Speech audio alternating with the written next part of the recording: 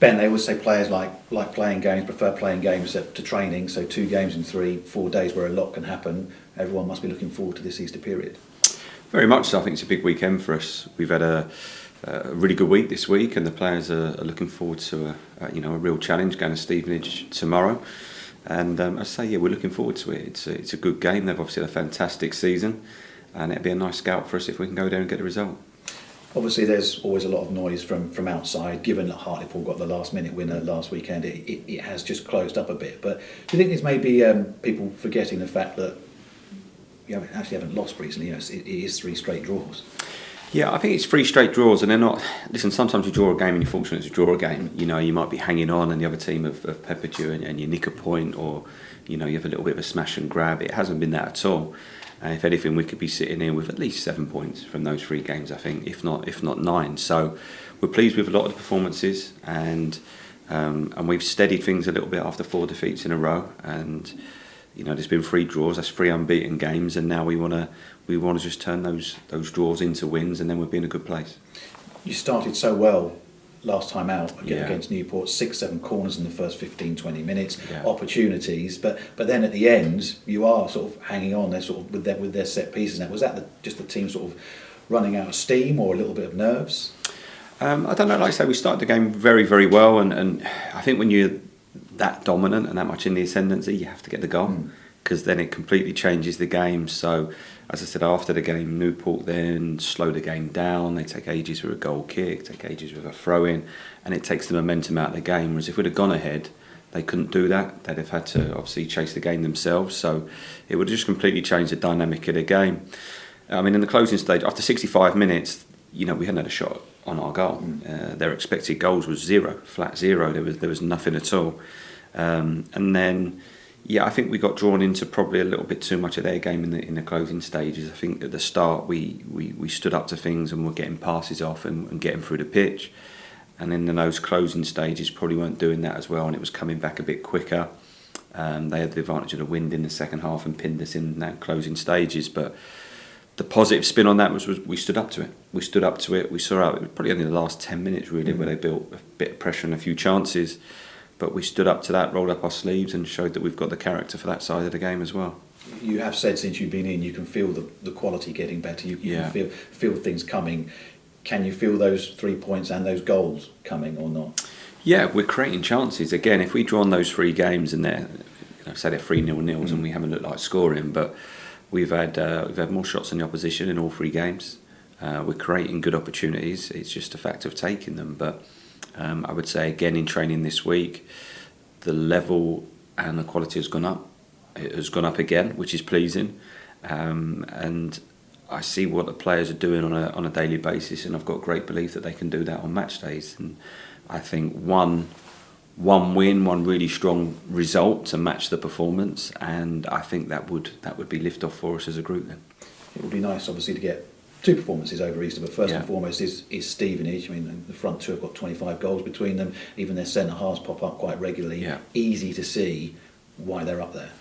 Absolutely, they've got a really experienced manager in Steve, who's been successful in this league before, and we know what we're going to face in terms of the way that they will play and what they do, and we have to stand up to that. We have to go and compete well to stand any chance in the game, and then we have to be good with the ball ourselves and pose threats. So they've got a good squad. I think they signed really well in the summer and have been really competitive at the top end of the division, and they'll be looking to get over the line in that respect, and we just have to focus on us. It's about our performance, the points that we need. We go there full of respect for what they've achieved this season, but certainly with no fear, and we will play with bravery and look to win the game.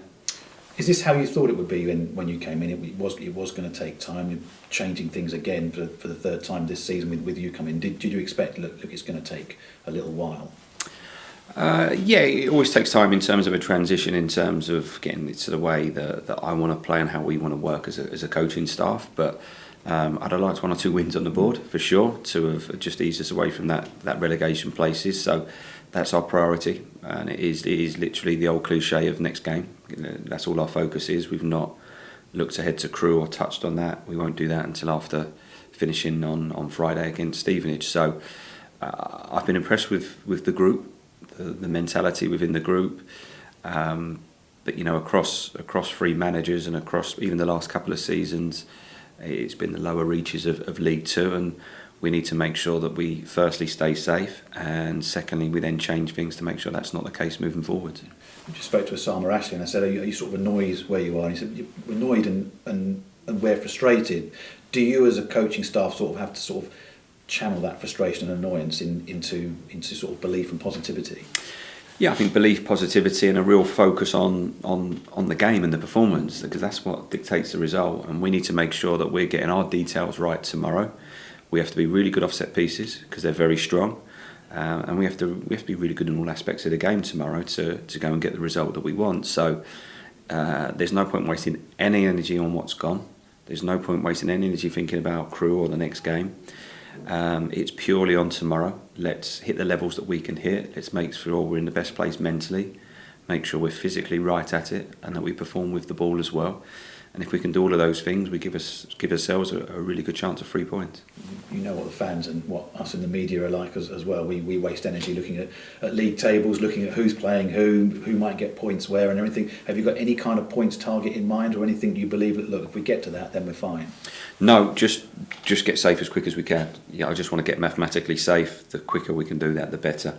My only focus at the moment is Stevenage tomorrow. We've prepared all week to go and get 3 points. We're going to give everything to do that.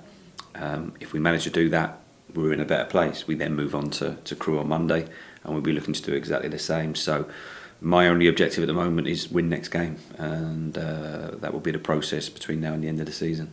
And I say we spoke to Osama actually, and obviously this time last week he was off for a scan. So how much of a bonus that he's going to be available now? Touch wood, pending anything else happening for the rest of the season.